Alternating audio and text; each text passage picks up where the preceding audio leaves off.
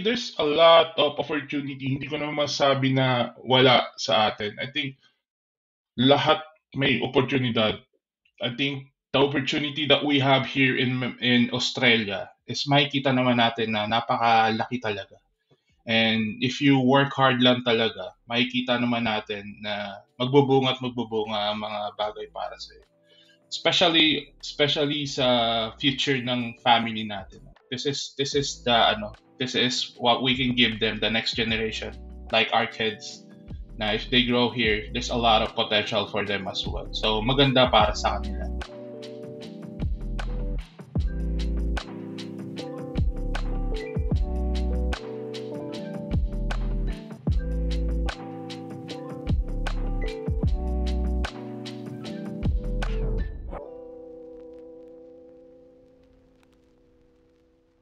Hello, Chef. Kamusta? Ayan, okay naman. Medyo busy sa kids. Okay. Na ano sila, nasa playground sila ngayon. Okay. Iwan ko muna sila tapos may meeting lang din. Pick upin ko sila mamaya para wala rin sigurong background music mamaya. That's good. Okay. So, kamusta naman ang buhay-buhay natin? So, sa Melbourne kayo, no? Melbourne, Australia? Yes. I'm a chef based here dito sa Melbourne, Australia. That's nice. Alam ko, may mga kaibigan din ako dyan sa area dyan sa Melbourne eh. So tell me, Chef Ben, tell me about your journey pala from the Philippines to Australia. What was that like? Yes. Actually, hindi naging madali yung process. Pero ang background ko kasi I was a chef and I was working in cruise ship. Actually, OFW first. Nagtrabaho tayo sa Middle East, sa Qatar for a year. Then, nagkaroon ng 7 years experience sa cruise ship, sa barko. And then, yun yung naging pathway ko nung way back 2014 pa nang dumating kami dito sa Australia. Nagkaroon ng 457 visa, sponsorship. So, nagkaroon tayo ng invitation. So, yun na rin yung naging way namin para magkaroon ng permanent residency. And ngayon, is a citizen na dito sa Melbourne, Australia. Okay. So, from marami na mga kilalang cruise ship din galing eh. So, one of my friends sa cruise ship siya, pero F&B naman siya sa Singapore naman siya. And then, went to Singapore to the Philippines. Sounds like yung Filipino heritage mo really shine through your cooking talaga, no? Kasi nakikita ko yung mga TikTok mo, yung Facebook mo. Can you tell me more about that? Yes. Actually, medyo lately na-inspired ako sa Filipino food natin. Usually, ang background ko kasi is Western style. Medyo may mga iba-iba siyang klaseng technique sa pagluluto. Pero I just noticed yung food natin as a Filipino food, medyo nahihirapan tayo to go to mainstream at the moment. Pero ang maganda, I think lately, mas nakikilala na ang pagkain Pilipino. I think siguro one way na pwede natin siyang ma-introduce is like what I doing right now sa TikTok, sa mga content ko is showcase yung iba-ibang klaseng way kung paano ma-introduce yung Pilipino. Kaya I doing some Asian-inspired Filipino fusion food. So doon ko siya nagagawa at nakikreate na something kakaiba pero Pilipino pa rin ang lasa. Maraming mga chef dyan sa area ng Melbourne. Nandiyan si Chef Anton. Dyan sa, I think Bendigo ba siya? Ballarat. Yes, Anton is a very good friend of mine, owner of the Soul Food. So shout out to Chef Anton Limia. Yeah, so marami na sila. Sisig Filipino, si Barangay, yung owner ng Barangay Restaurant. So Chef Fred, yes. Yeah, si Chef Fred, na-interview na rin natin yan about Filipino food. And yung nga, ano yung biggest challenges mo nung na you had to overcome para lang ma-establish yung sarili mo as being a Filipino chef here in Australia pala? Ang challenge talaga is, I think yung pagdating namin dito sa Australia, yun yung pinakamahirap eh, when you start muna. Yung wala kang kakilala, walang family, and you you never know what the future will bring you. So doon pa lang sa pagsisimula, medyo challenging na. Kasi pagdating namin, naalala ko, kami ng asawa ko, um, we don't have enough funds para makapag-start. I remember parang $100 lang ang dala namin noon, and we need to parang pagkasyahin yung within a month. Medyo na-delay pa yung salary ko at that time. Pero I think that's the challenge eh. Parang how we survive on that period of time. And then after that, regarding for being chef, maging madali naman din sa akin yung sitwasyon kasi I think the challenge is already when I was working in the cruise ship. I remember yung challenge sa barko, sobrang hirap talaga. So, nung pag-transition going here sa Australia, mas na-appreciate na namin yung trabaho bilang kusinero kasi nahirapan na kami working in the cruise ship. I was just gonna tell a short story about the life in cruise ship. We need to work for 7 days for 10 hour, more than 10 hours pa nga minsan. And here sa Australia, you only need to work for 38 hours or 5 days. Minsan 4.5 pa nga. So, hindi naman siya naging madali sa adjustment. Pero yung talagang starting lang ng buhay namin dito sa Melbourne, yun yung naging challenge. Pero other than that, naging okay at na we are blessed na nagkaroon ng mga community na tumulong din sa amin at mga kaibigan na nakilala. Okay, tama 'yun. So, networking sa mga Pilipino at, Australiano. So, paano mo na-introduce yung siyempre yung Filipino flavor talagang kakaiba 'yan, eh. So, paano mo na-introduce 'to sa mga hindi mga Pilipino na maging familiar sila sa flavor ng Filipino cuisine?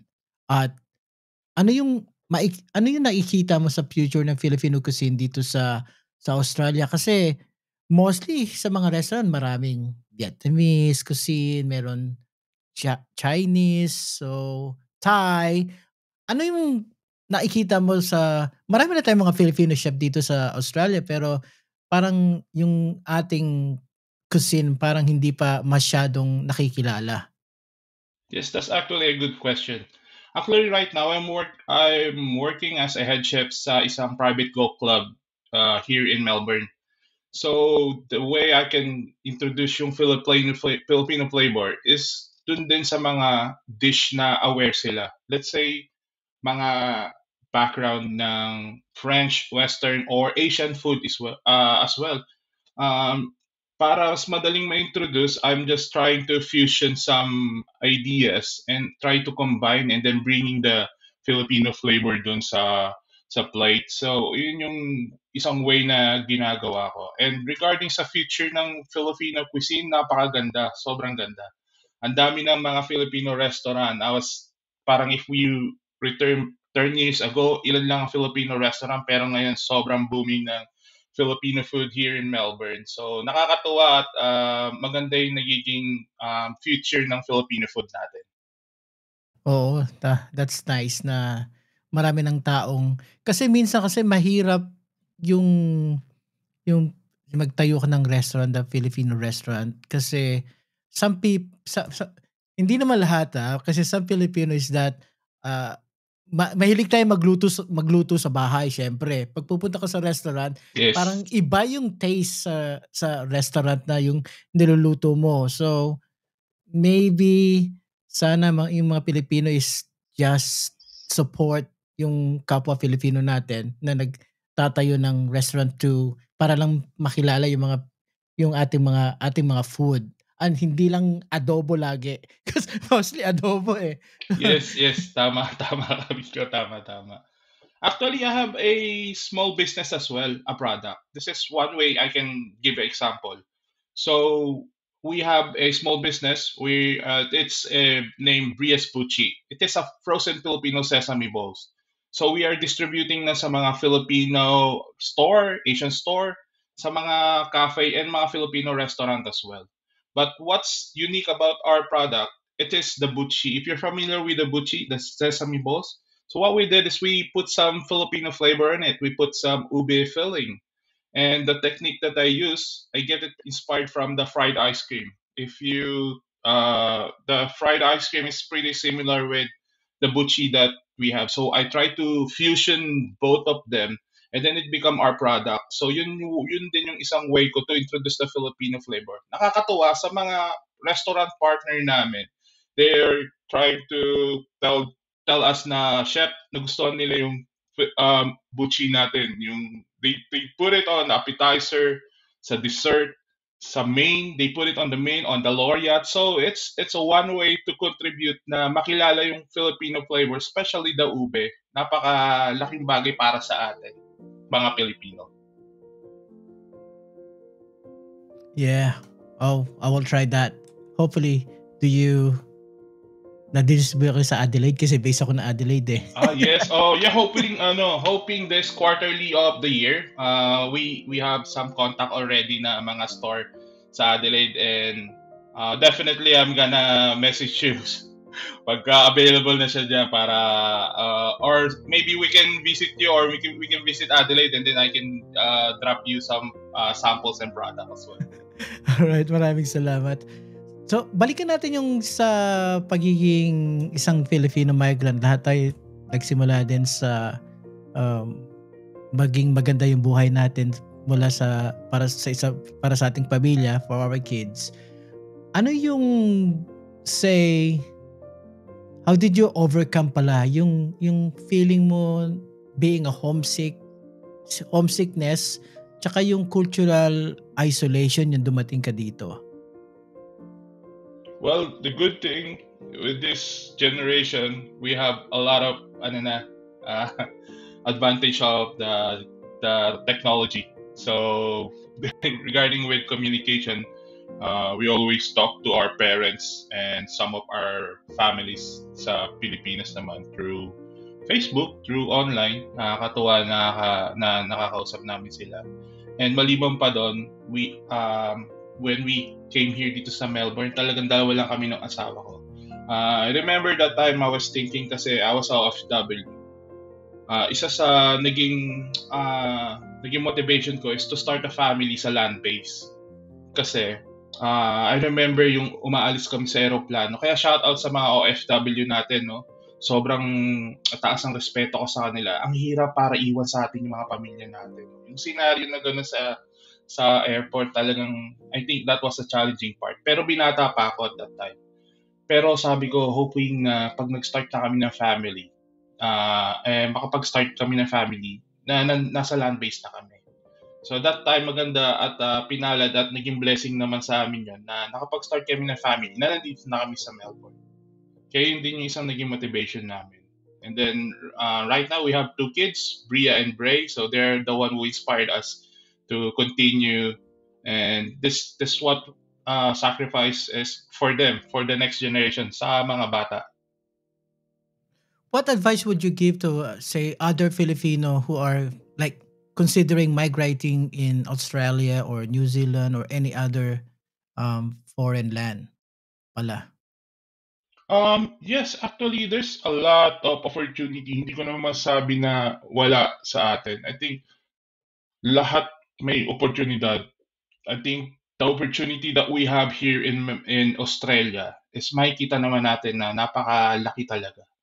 And if you work hard lang talaga, makikita naman natin na magbubunga at magbubunga ang mga bagay para sa iyo. Especially sa future ng family natin. This is what we can give them, the next generation, like our kids. Na if they grow here, there's a lot of potential for them as well. So maganda para sa kanila. Oh, tama. Tama yun.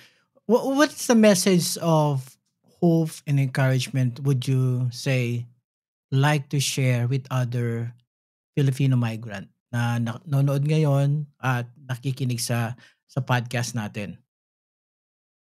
And I think regarding with the hope, you need to think of way na long term, and think of way na makita nyo yung future nyo. And one way you can do is always start on your plans. Kasi minsan naiisip natin na yung mga plano natin is naiisip lang natin pero hindi natin nasisimulan. So, I just remember parang may quote nabasa ko lang kay Zig Ziglar na you don't have to be great to start, but you have to start to be great. So, yung mga plano natin, kailangan natin simulan. And like in business, you need to start small, but always think big. Think big na kung ano yung future na may bibigay sa'yo pag nagsimula ka. So, ano man mga plano or mga balak natin in the future, we need to start. So, I think that's what I can say is start what your goal right now. Especially January, start your month with great plans towards to your future or towards to your year. Oo, tama. In line sa answer sa sagot mo na 'yan, ano yung goals mo tsaka pangarap mo sa iyong culinary journey? Yes, actually, every chef's dreaming naman na to have their own restaurant. Maliban pa doon, I'm just dreaming of to push the Filipino food forward talaga. It's in business or if it's in on a community. Hoping na magkaroon tayo ng mas malalaki pang community na para makatulong din sa mga chefs or sa mga entrepreneur na gusto magsimula ng business or yung nakikreate nilang ideas, ma-execute din nila. I think that would be great as well na may mga community or mga mentors na tutulong sa kanila to start them. Kasi mas maganda yon para sa ating buong Pilipino na makilala ang produkto natin.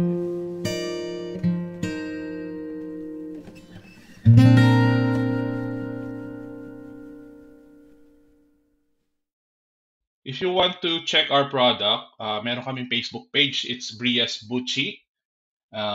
And we will update you sa mga available products or available stores and mga cafe and restaurant partner namin para kung gusto niyo siyang matikman or medyo curious kayo kung ano ba yung produkto namin.